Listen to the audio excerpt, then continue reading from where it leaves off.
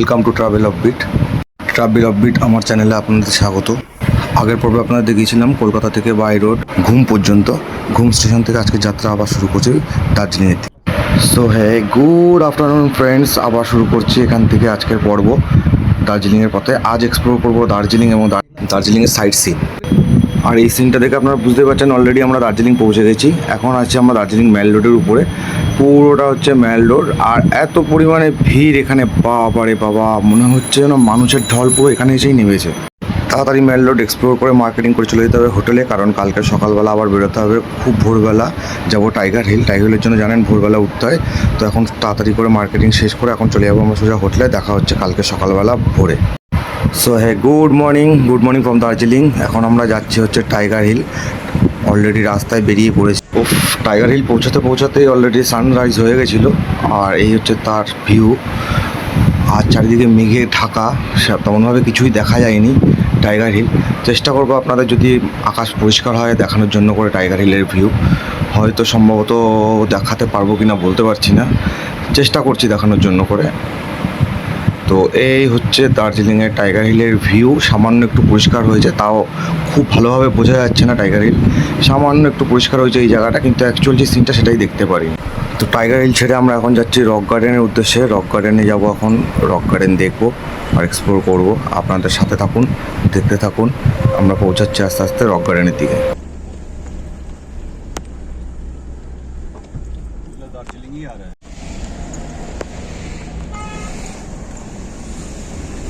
দার্জিলিংয়ের অবস্থা চারিদিকে এত জ্যাম, মানে যেদিকে যাচ্ছে সেদিকেই জ্যাম। যেমন টাইগার হিল যাওয়ার সময় জ্যাম, তেমন নামার সময় জ্যাম। তো আস্তে আস্তে আমরা পৌঁছাচ্ছি এখন রক গার্ডেনের রাস্তার। এত পরিমাণে খাড়া এই রাস্তা, একদম নিচে নেমে গেছে রাস্তা।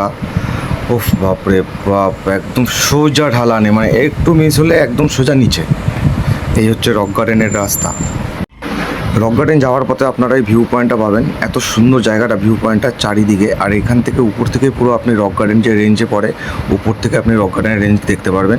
চারিদিকটা দেখুন পুরো সবুজে ভরা। আর এখন তো বর্ষাকাল, চারিদিকে মেঘের একদম আনাগোনা লেগেই রয়েছে।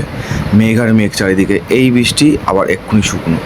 সারাটা ট্রিপে শুধু বৃষ্টি আর মেঘ যা পেয়েছি, ওফ বলবার মতো না। যাক, আপনারা একটু উপভোগ করুন ভিউটা। সুন্দর চারিদিক, সবুজে সবুজ।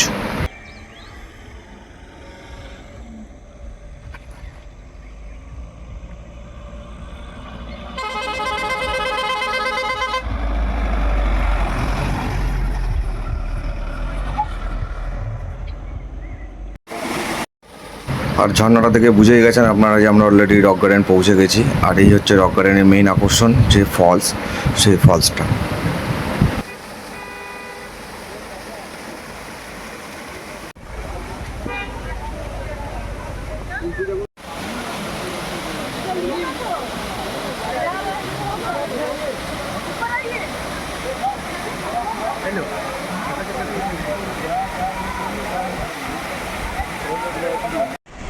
তো আমরা এখন রক গার্ডেন থেকে বেরিয়ে এসেছি, এখন যাচ্ছি হচ্ছে হ্যাপি ভ্যালি টি এস্টেটের দিকে।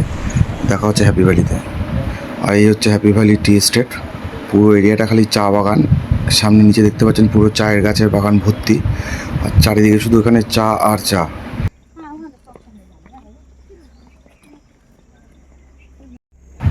এটা পুরো হ্যাপি ভ্যালি টি এস্টেটেরই পুরো চা বাগানগুলো। চারিদিকে পুরো থাকে থাকে চা লাগানো রয়েছে।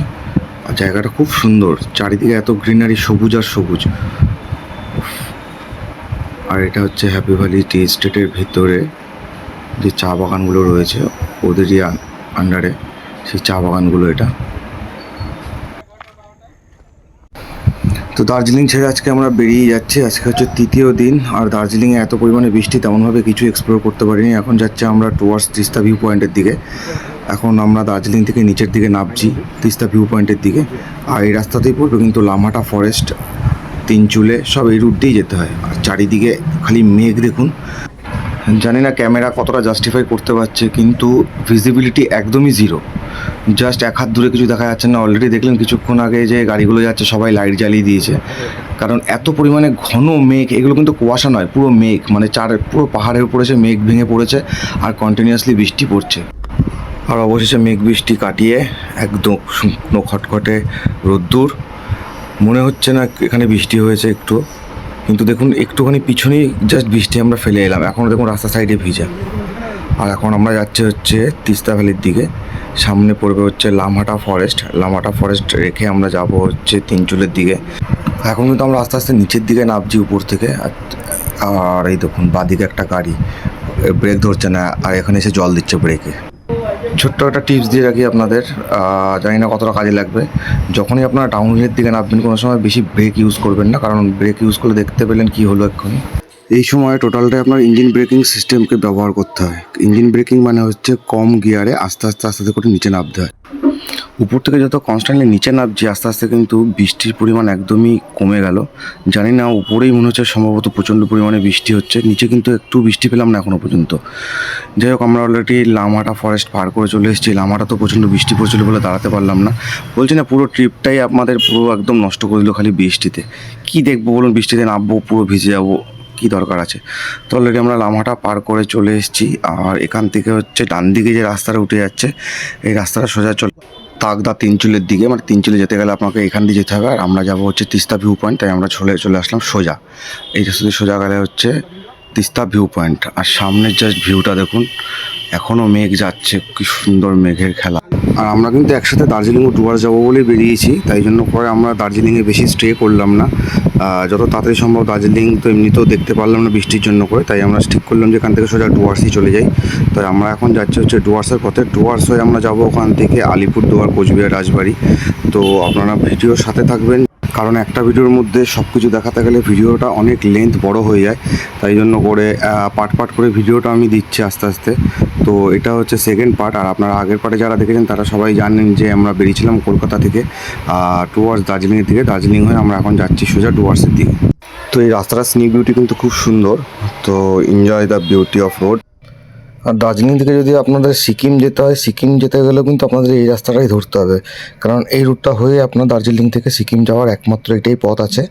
তবে এখন দার্জিলিংয়ে মেইন এত পরিমাণে ভিড় একটাই কারণে, যেহেতু আপনার সিকিমে রাস্তা প্রায় অর্ধেক বন্ধই বলতে পারেন। আমরা সেই জায়গা থেকেই যাবো তিস্তার পাশ থেকে, কিন্তু চারিদিকে ধস নেমেছে এই বর্ষার জন্য করে, এই জন্য করে দার্জিলিংয়ে এত পরিমাণে ভিড়।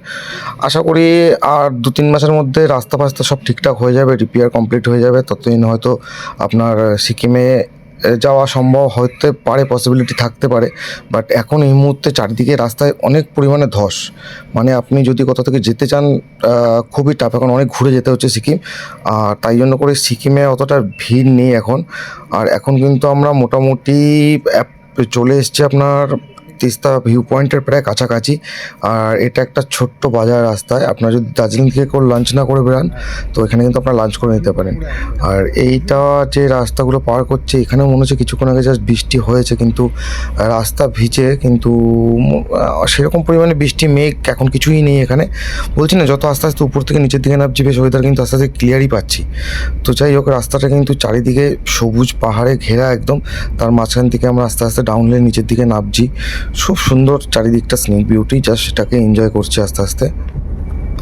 আমরা যত উপর থেকে নামছি আস্তে আস্তে কিন্তু চারিদিকের ভিউ একদম পুরো চেঞ্জ হতে শুরু করেছে। আর সামনে একটা খুব সুন্দর একটা ভিউ পয়েন্ট পেয়েছি, আপনাদের দেখাচ্ছি, জাস্ট দেখুন এখানটায়। আর এই সামনে থেকে ডান দিকে রাস্তা উঠে যাচ্ছে, রাস্তাটা একদম সোজা স্টেডিয়ামের দিকে যাচ্ছে। আর এই ডান দিকে যে রাস্তাটা উঠে যাচ্ছে, রাস্তাটা চলে যাচ্ছে সোজা গার্ল্যান্ড স্টেডিয়ামের দিকে। আর এই জায়গাটা স্টেডিয়ামের সামনেটা এত সুন্দর একটা ভিউ, জাস্ট ভিউটা দেখুন। যাই হোক, ভিডিওটা লম্বা করছি না, এই ভিডিওটা এই পর্যন্ত থাকুক। পরের পর্বে আপনাদের দেখাবো আমরা কীভাবে ডুয়ার্স পর্যন্ত পৌঁছালাম। আর সর্বশেষে আপনাদের জন্য একটা সুন্দর টাইম ল্যাপস ভিডিও নিয়েছি, so enjoy the time lapse video. তো আশা করছি সবার ভালো লেগেছে ভিডিওটা। এরকম নতুন নতুন ভিডিও পেতে please subscribe my channel travel of beat. আর সাথে থাকুন, সঙ্গে থাকুন, জুড়ে থাকুন, সুস্থ থাকুন সবাই। আশা করি দেখা হচ্ছে নেক্সট ভিডিওতে। আর নেক্সট ভিডিও থাকবে আমাদের নতুন ডুয়ার্সের গল্প, কীভাবে পৌঁছালাম সেটা দেখবার জন্য আমার চ্যানেলটি সাবস্ক্রাইব করে সাথে জুড়ে থাকুন। Thank you.